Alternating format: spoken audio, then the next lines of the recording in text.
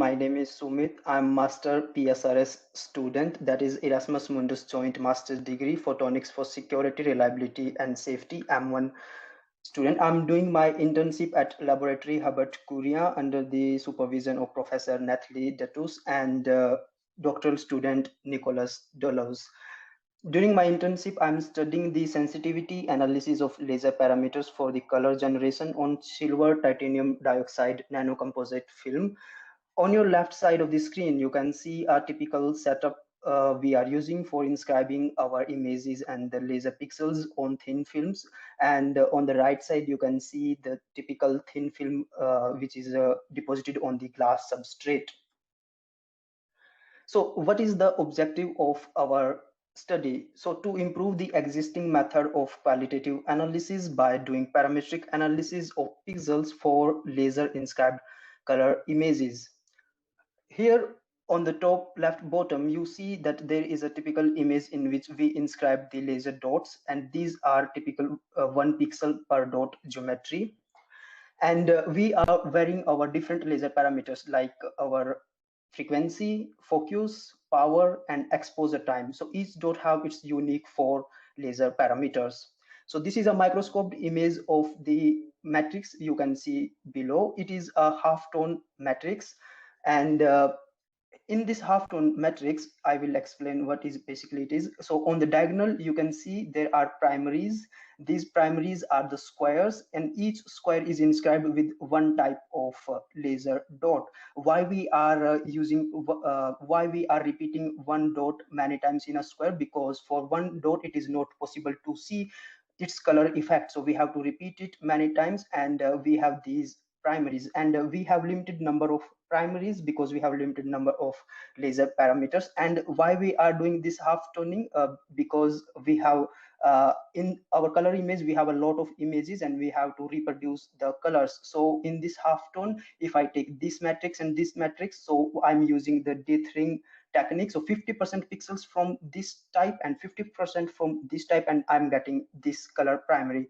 So what is the problem here? Here problem is overlapping because of the size of the pixels. So this is a overlapped half-tone matrix, and we are not getting good colors. If we see the upper row, it is completely black, but it is not supposed to be like that because we are using 50% of this color and 50% of black color, but black color is dominating. And how it is impacting, this overlapping is impacting, you can see the inscribed image on your right side, and it is very bad image. And on the top right, you see this is original image, and I have zoomed on the pixels, and from here we have to realize that how important it is to avoid this overlapping so that we can get a good color image on titanium dioxide thin film. So how this is done? Why? So our main purpose is to avoid overlapping, and for this we are studying the size of the pixels or the laser spots. So the step-by-step process is, first we inscribe the laser spots. I'm studying here 2 type of geometry in a pixel. So first one is single dot per pixel geometry, and another one is serpentine line geometry. I will be discussing this later on. Then we are taking images with optical microscope to create a database of images, and then we are doing image processing, collecting data, associating each laser dot with its other parameters, and analyzing. And this is the simple algorithm we are using for this. So for laser dot, we are approximating it with the ellipse in the green circle you see, and we are measuring minor and major axis length so that we can create a database. And for serpentine line pixel geometry, we are enclosing whole laser dot into a blue rectangle, and this square yellow square is our decided pixel size we decide ourselves. So this is 40 micrometer, and I will be discussing the importance of these two, this rectangle and the area of this square and the area of this blue rectangle. So after collecting the data, we plotted the different size, we plotted the size of the laser dots with different laser parameters. So here from the first graph, we can see that there is not that much variations in the size or in the range of the laser spots with repetition rate. Only a few laser spots are above this threshold, and but if we see the size with focus, there is a huge variation. And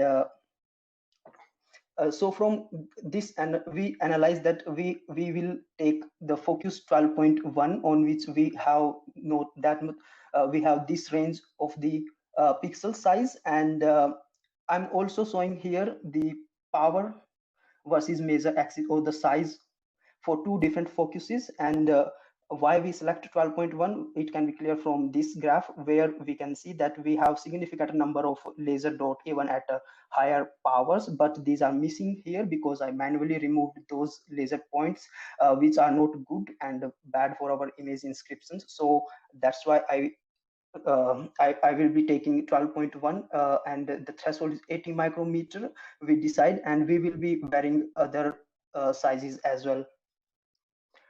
So after the study from our previous slide, we decided that we will be taking 500 kilohertz frequency at focus 12.1 and 400 micrometer.